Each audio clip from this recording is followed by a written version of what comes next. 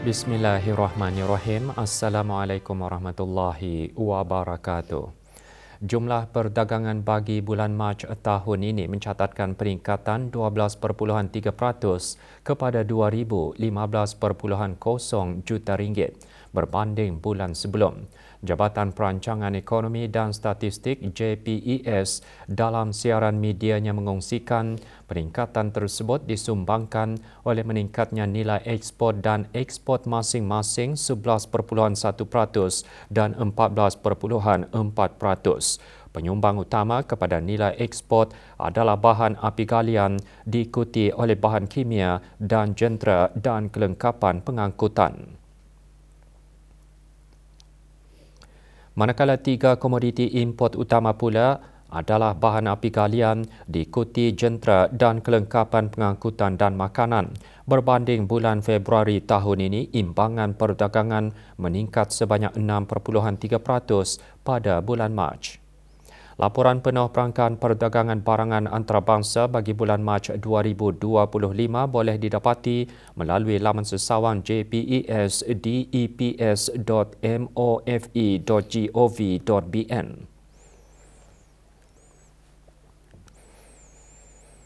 Taklimat Lifesaver 995 antara lain bertujuan memberi kefahaman dan mengenal pasti risiko bahaya yang mungkin terjadi seperti kebakaran dan membuat pembaikan bagi tujuan pencegahan.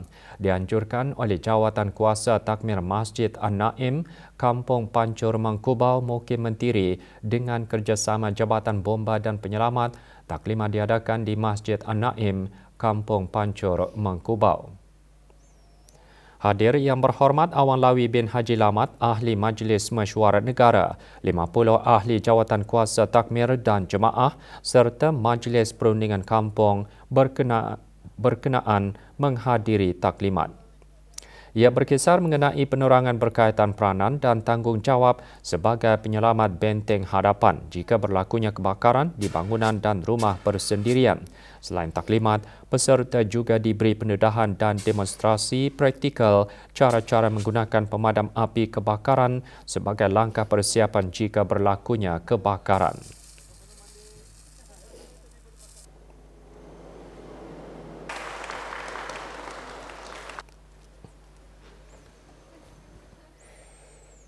Perkembangan bakal jemaah haji negara di Tanah Suci. Program Malam Munajat Anjuran Kementerian Hal Ehwal Ugama telah disertai oleh bakal jemaah haji negara di Tanah Suci Makkah Al-Mukarramah. Pengisian program termasuk bacaan Sayyidul Istighfar dan Surah Al-Fatihah dan diikuti bacaan Surah Ar-Rahman beramai-ramai. Manakala doa khas dan doa munajat dipimpin oleh Pengiran Haji Haslin bin Pengiran Haji Ali, Ketua Pejabat Urusan Jemaah Haji. Program turut diisikan dengan tazkirah.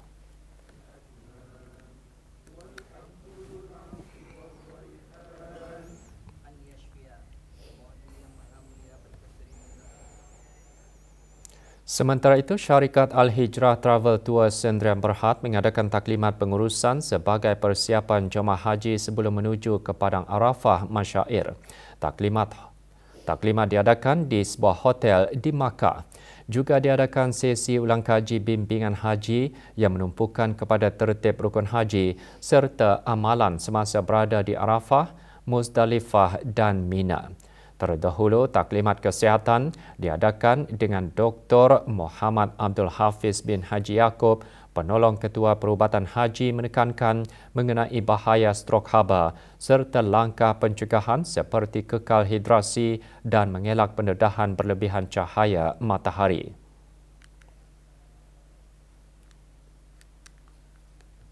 Memberikan pendekatan yang lebih terperinci perjalanan jemaah menuju ke Arafah untuk mengerjakan haji.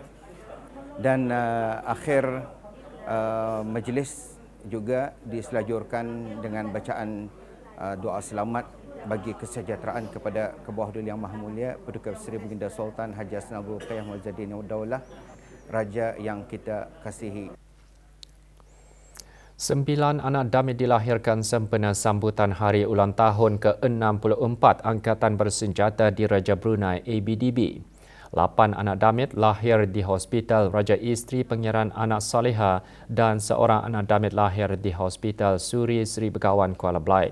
Penyampaian cenderahati disempurnakan oleh Datin Umi Syafinah binti Haji Zaini, isteri pemerintah ABDB.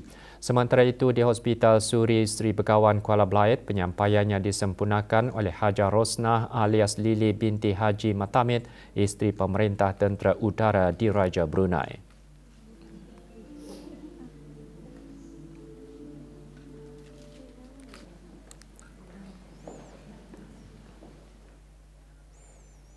Pelbagai pengisian termasuk persembahan arena yang menarik menjadi pengisian pameran sempena sambutan Hari Ulang Tahun ke-64 Angkatan Bersenjata Diraja Brunei ABDB. Orang ramai bersama keluarga tidak melepaskan peluang untuk berkunjung pada hari terakhir pameran tersebut di Pangkalan Tentera Laut Diraja Brunei TLDB, Muara. Antara yang menjadi tarikan pengunjung, khususnya kanak-kanak, pameran statik, aset-aset dan pameran kerjaya ABDB.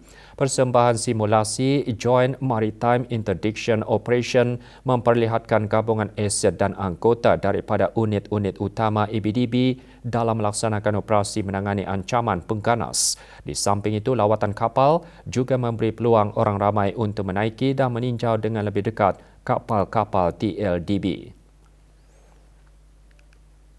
Syuk dapat naik kereta kebal askar. Zafran sudah besarkan jadi askar. Pantai sering menjadi tumpuan pengunjung terutama sekali pada musim cuti persekolahan, cuti hujung minggu dan hari kelepasan awam bagi melapangkan fikiran mahupun melepaskan lelah setelah penat bekerja seharian. Salah sebuah lokasi baharu yang menjadi tumpuan orang ramai di hujung minggu di daerah Tutong ialah Jom Lepak Pantai di Pantai Penabai, daerah Tutong. Jom Lepak Pantai mula dibukakan kepada orang ramai pada awal bulan Januari lalu. Lokasi baharu ini berhampiran dengan Pantai Seri Kenangan menjadi tumpuan orang ramai untuk beriadah mahupun mengadakan pelbagai aktiviti bersama keluarga dan kawan-kawan. Tempat tersebut mempunyai pemandangan yang indah yang memberi suasana dan pemandangan yang tenang.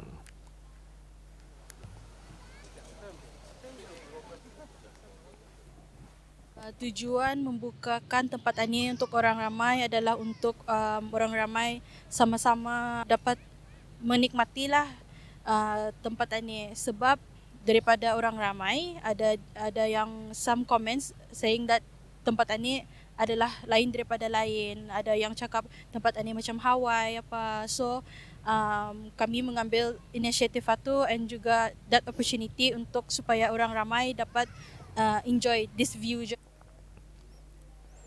Daripada sabun akhirnya, ia menjadi produk seolah-olah bunga segar yang berpotensi menembusi pasaran antarabangsa. Ingin mengetahui lebih lanjut, Nur Afrina Syazwani Nur Aizam ada laporannya.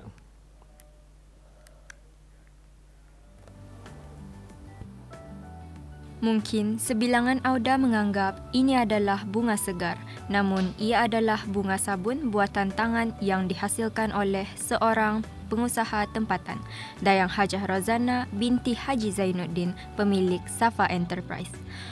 Proses pembuatan yang sedikit rumit memerlukan ketekunan, kreativiti dan inovasi untuk menghasilkan bunga sabun yang tahan lama dan unik. Bahan-bahan yang diperlukan termasuk tepung, gam dan pewarna. Proses membuat daripada memarut, menguli apa semua tu, kira memarut, menguli tu boleh memakan masa dalam 30 minit. Selalunya selepas kita memarut apa semua, kita terpaksa simpan dulu sebab tak boleh terus buat. Sebab kalau kita buat terus, dia akan jadi macam kasar, pembuatan kita akan jadi kasar. Jadi seeloknya saya akan menyimpan selama 1 malam dan besoknya selepas tu proses pembuatan lah. Dari aspek penjagaan pula, bunga sabun lebih mudah diuruskan berbanding bunga segar. Bahkan, jika diberikan penjagaan rapi, bunga sabun boleh bertahan sehingga beberapa tahun. Kalau dibandingkan dengan bunga fresh flower tu, kalau orang beli pun boleh memakan masa selama seminggu atau 2 minggu bertahan kan. Jadi bunga sabun ni kalau pandai menjaga boleh tahan sampai 6 bulan. Kalau yang tak berapa ni lah, pengharuman ni pun depend pada penjagaan.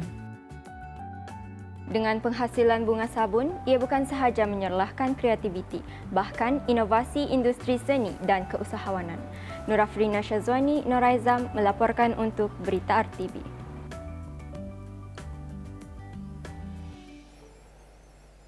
Pusat Pengajian dan Penyebaran Al-Quran MABIMS, Kementerian Hal Ehwal Ugama selaku urus setia Lembaga Tasmik Menghafaz Al-Quran Negara Brunei Darussalam akan mengadakan ujian tasmik menghafaz Al-Quran Negara Brunei Darussalam kali kedua tahun 2025 bermula penghujung bulan Julai 2025. Ia dibukakan kepada warga negara dan penduduk tetap bermula hari ini. Permohonan dan penghantaran borang boleh dihadapkan secara dalam talian melalui pautan media sosial urus setia iaitu Facebook Ujian Tasmik Menghafaz Al-Quran atau urus setia Ujian Tasmik Hafaz Al-Quran Negara Brunei Darussalam atau Instagram PPPQ MABIMS Officials. Tarikh tutup permohonan dan penghantaran borang adalah pada hari Khamis, 12 Jun 2025. Maklumat lanjut, hubungi talian 2237512.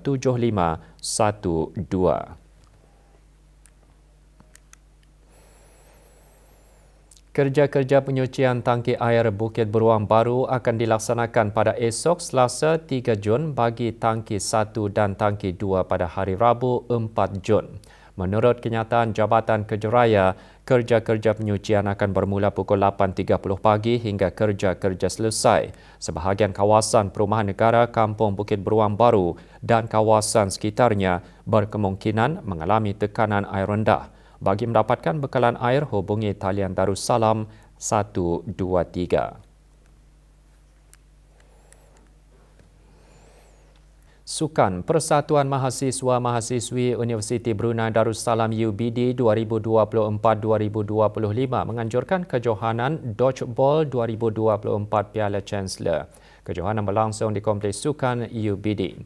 2 kategori dipertandingkan iaitu kategori lelaki dan perempuan. Kejohanan disertai 12 pasukan bagi setiap kategori yang terdiri dari UBD, Universiti Teknologi Brunei, Universiti Islam Sultan Sharif Ali, Politeknik Brunei, Institut Pendidikan Teknikal Brunei, Kampus Sultan Saiful Rijal dan Kolej Perniagaan Laksmana.